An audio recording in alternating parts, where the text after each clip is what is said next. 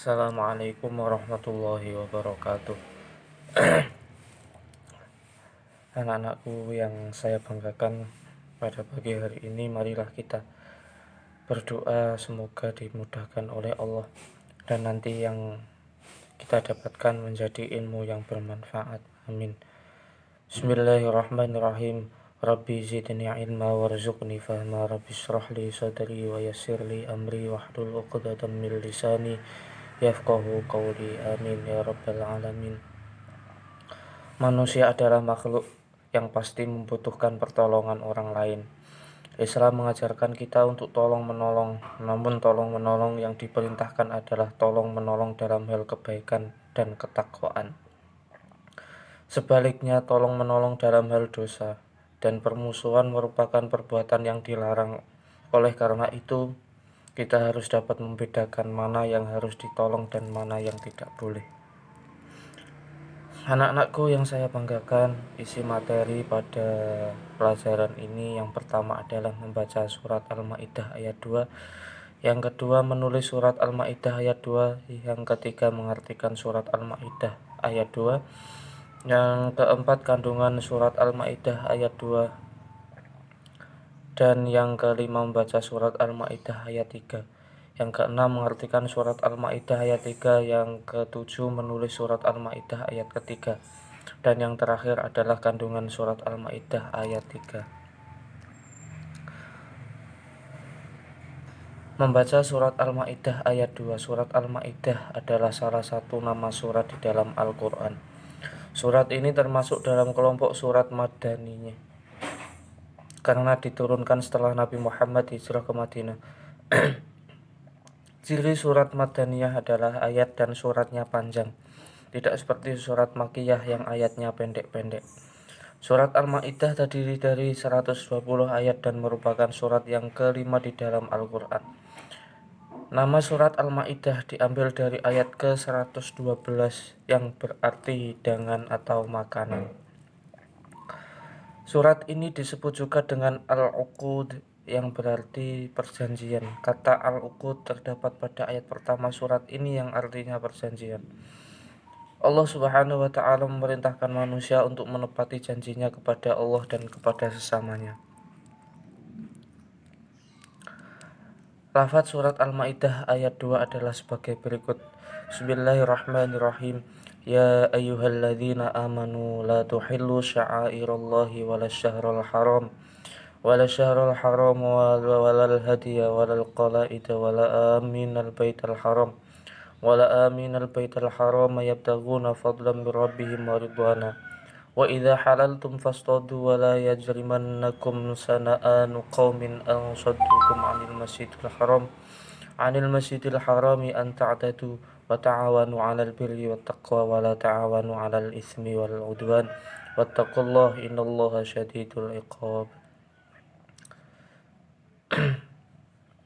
Makhraj huruf yang perlu diperhatikan ketika membaca surat Al-Maidah ayat 2 adalah pada huruf ha, qaf, shin besar, dan shad, ain. Huruf-huruf tersebut memiliki kekhususan dalam melafadzkannya. Mintalah petunjuk gurumu ketika melafadzkannya. Itu ha, qaf, shin, shad, dan ain. Yang kedua, bacaan yang ada huruf mat harus diperhatikan panjangnya, tergantung pada jenis matnya.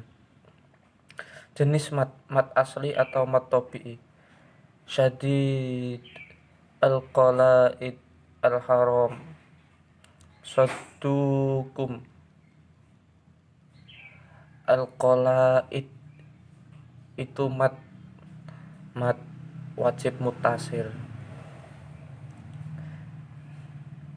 Yang mat tabi'i itu syadid, al-haram, saddu, yabtawun.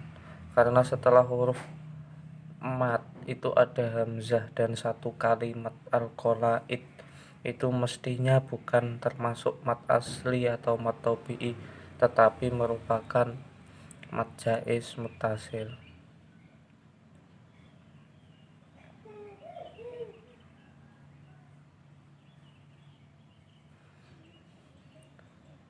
Yang kedua mad far'i wajib muttasil.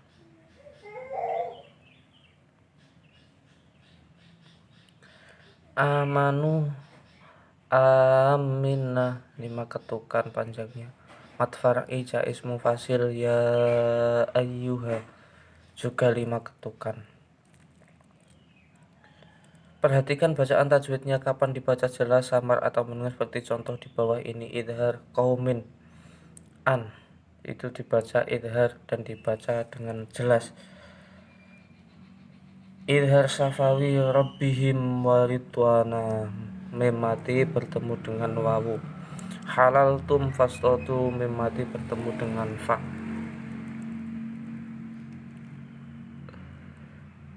Idgham bi gunnah fadlam, ini mendengung karena ada huruf mim yang ditasdid. Ada tanwin bertemu dengan huruf mim. Kalau gunnah itu mim saja yang ditasdid. Kalau idgham itu berarti masuk, tanwinnya masuk di huruf mim, kemudian ada tasdidnya di huruf mim, maka bacaannya itu mendengung. Idgham bila gunnah mir rabbihim, ada nun mati bertemu dengan ro. Hurufnya ada 2, yaitu lam sama ro. Ikhfa, ini samar ang ta'tadu, nun mati bertemu dengan huruf ta. Anak-anakku yang saya banggakan, yang kedua adalah menulis surat Al-Maidah ayat 2. Ini bisa dipelajari di rumah. Kita lanjut saja. Yang ketiga, mengartikan surat Al-Maidah ayat 2. Ini juga bisa dipelajari di rumah. Ya ayyuhalladzina amanu, wahai orang-orang yang beriman, dan seterusnya.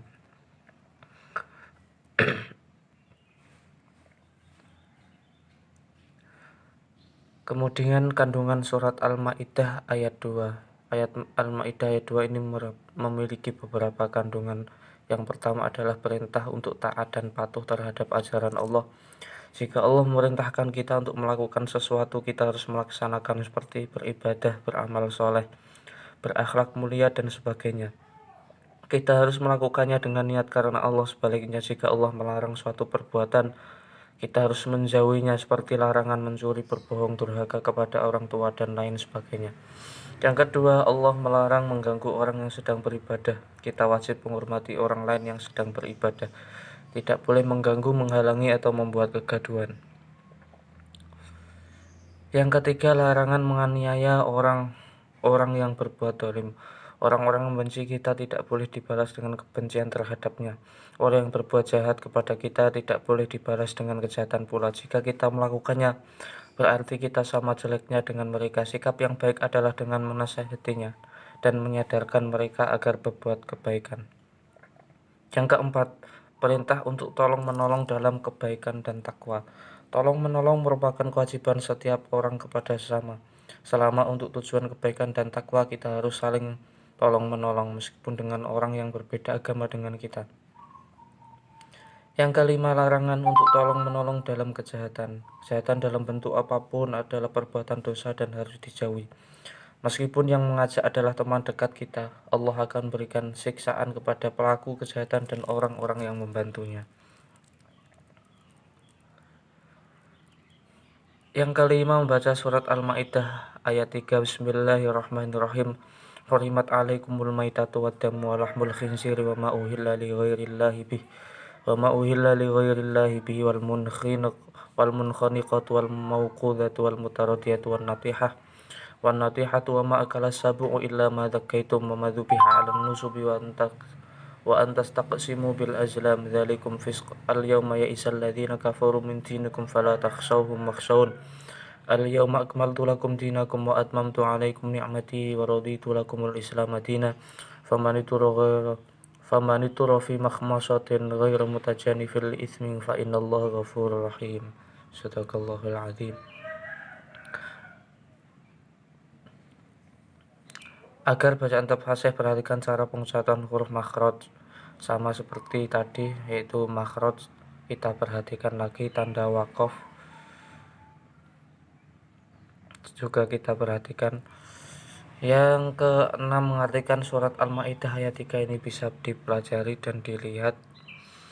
hurrimat diharamkan alaikum atas kamu, dan seterusnya.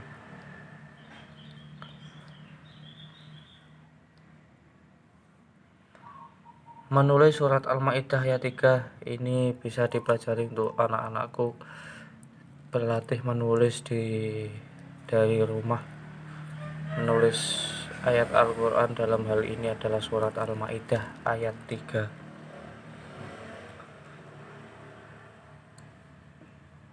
Yang ke berapa ini ya? 7. Kandungan surat Al-Maidah ayat 3. Jenis makanan yang diharamkan adalah bangkai, darah, daging babi, binatang yang disembelih tidak menyebut nama Allah, dan binatang yang disembelih untuk penyajian berhala atau yang lainnya. Binatang yang lain yang haram dimakan adalah binatang yang matinya bukan karena disembelih, seperti dicekik, dipukul, terjatuh, ditanduk, atau diterkam binatang buas. Binatang-binatang ini dapat berubah menjadi halal jika sempat disembelih terlebih dahulu sebelum mati. Yang ketiga, jika seseorang terpaksa atau darurat karena kelaparan dan tidak menemukan makanan lain yang halal, boleh makan binatang di atas. Yang penting bukan sengaja untuk melanggar larangan Allah.